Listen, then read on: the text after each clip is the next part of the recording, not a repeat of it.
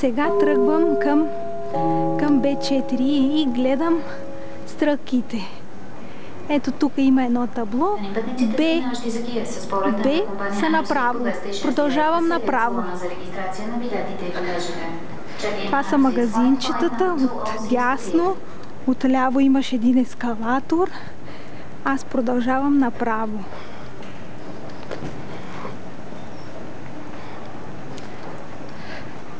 Там горе има указания. Пак мога да си погледна указанията. Аз трябва да се насоча към изход B4. Гледам ти указания. Изходите B са направо. Гледам стрелката и следа стрелката. И тръгвам по този коридор. Ето още едно.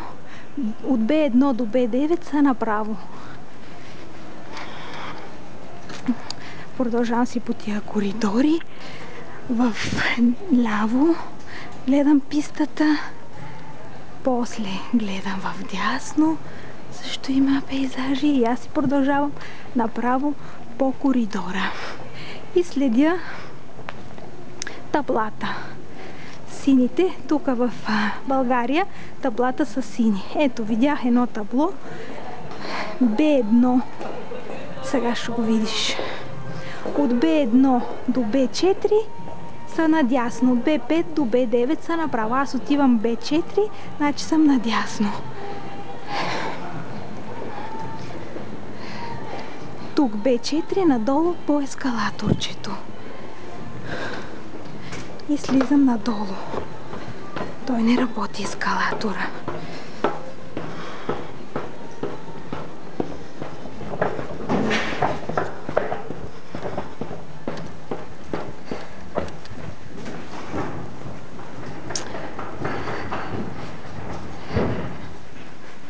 Ето. Продължавам.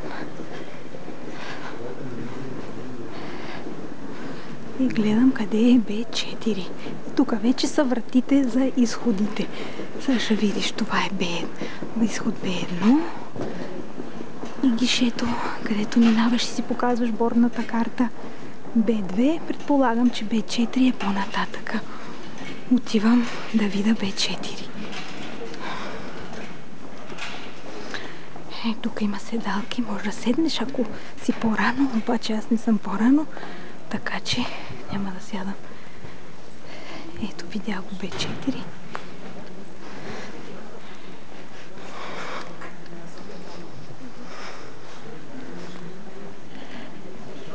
Ето как гледаш на екрана. Гледаш на този прозорец и пише Майорка. Сега не се вижда, защото блести слънцето. И това е изход B4.